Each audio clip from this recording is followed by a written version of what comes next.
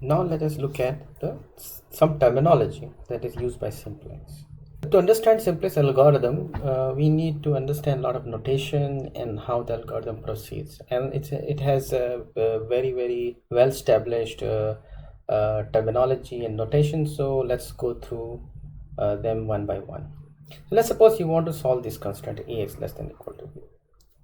So what I will do, I will treat it as follows: this constraint, okay, in which you have introduced a fresh variables s, and you have this matrix minus I time minus ia, and sx are the two vectors of variables.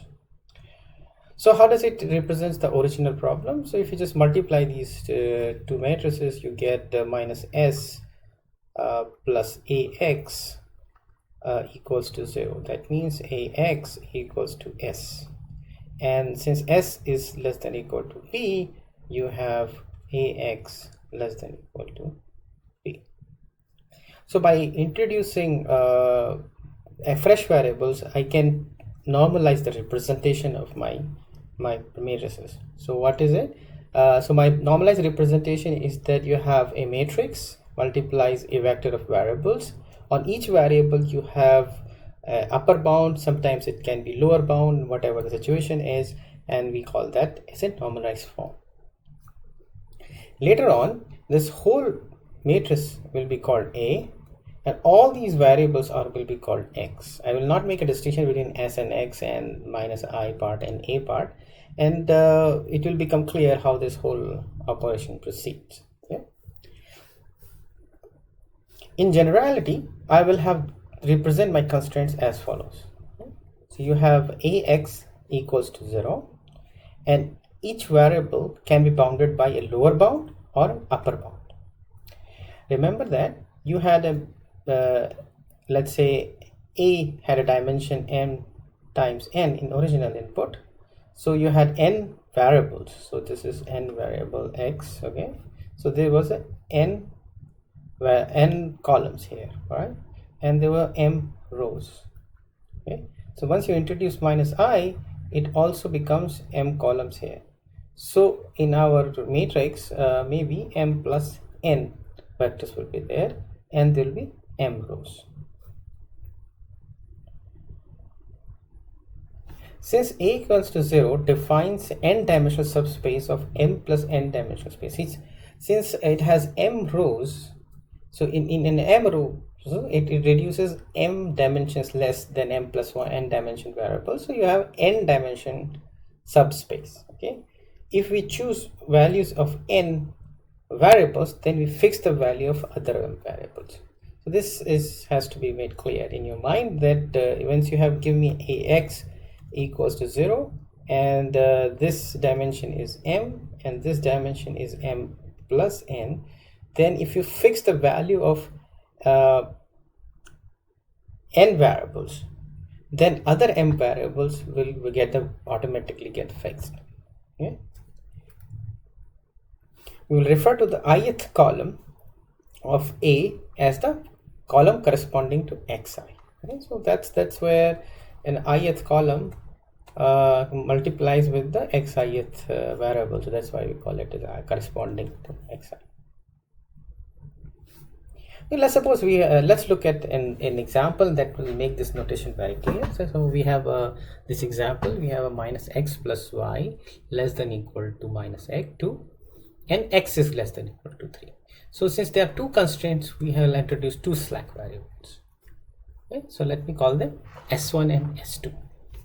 So how they will be written? So I will say that minus x plus y minus s1 equals to 0. Okay, so this one s1 s2 xy, and you can say minus 1 coefficient is here, x coefficient is here, and y's coefficient is here. Okay, in the other case you have s2's coefficient here and x coefficient here, and you can say that there you are saying is minus s2 plus x equals to 0, and we have bound set on upper bound set on s1 and s2.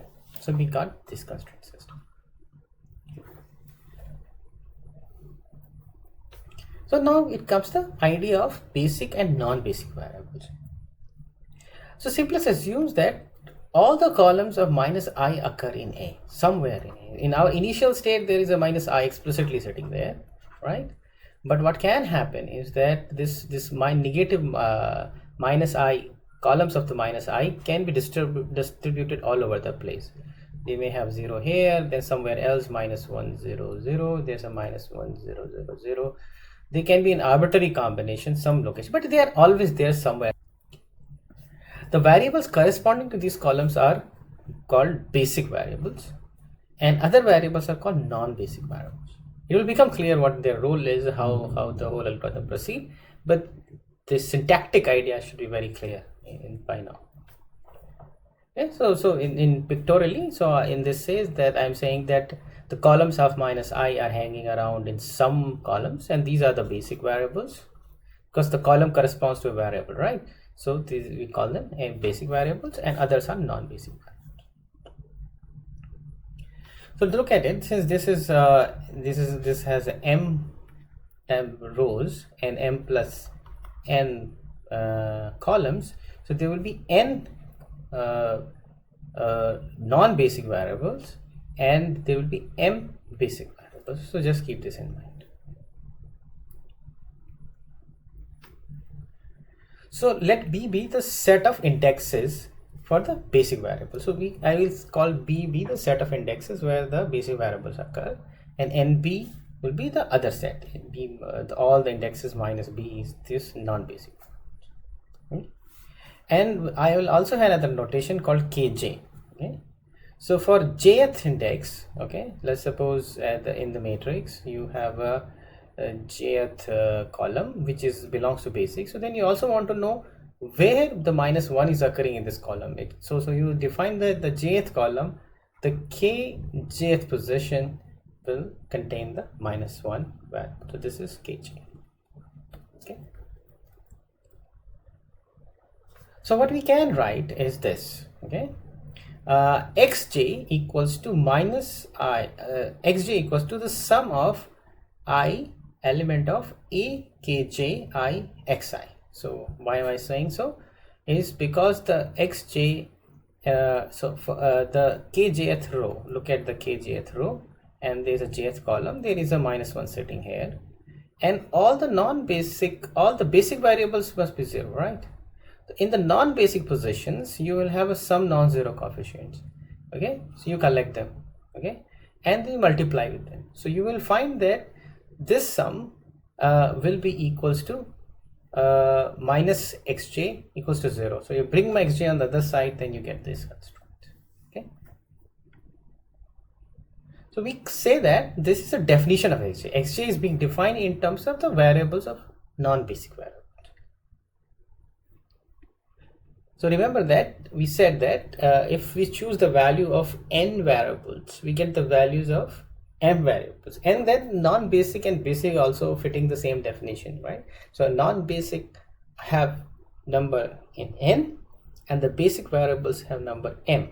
So if we fix the value of basic non-basic variables, then we get the value of the basic variables. For example, in this setting, you have first two columns are basic variables and last two are non-basic. Okay, if we're fixing the non-basic values, I will get the values of the basic values. For example, the definition of S1 is minus x plus y according to this definition.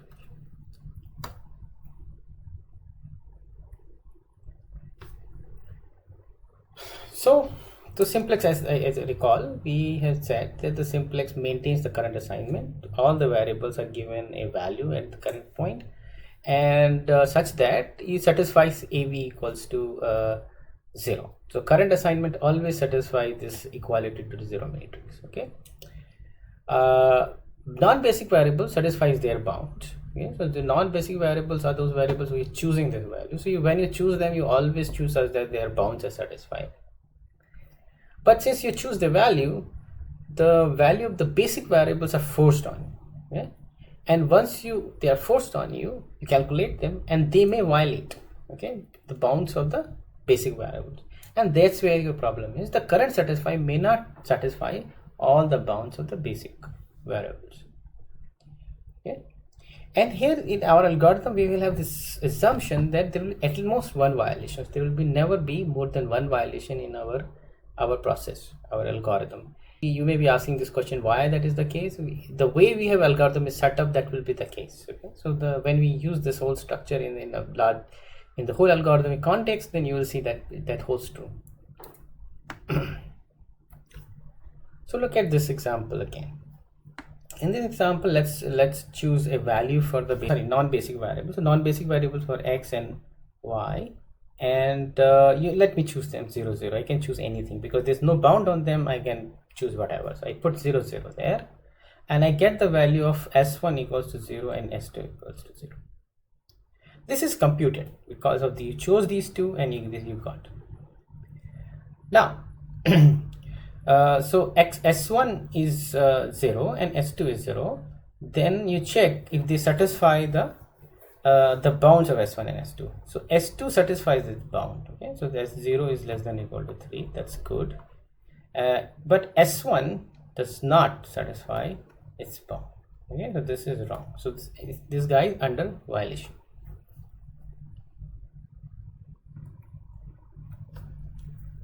So then once you have evaluation, then you have something called state of the simplex, how the algorithm proceeds. Okay, so the valuation of the system is connected with the state of the system. Okay, so how do I define a state of the system? For variable I, okay, which is a non-basic set, you must have chosen its value is unbounded. Like if there's no bound on this variable, then I will choose a value 0 for it, as I chose an x and y in previous example. Otherwise, the value is equal to one of the existing bounds. So let's suppose there are two bounds.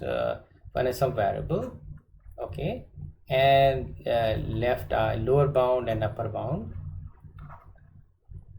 Okay, so if either it will take this value or that value, whichever exists. If both doesn't exist, then we take 0. If one of them exists, then take that one. If both of them exist, then we choose one.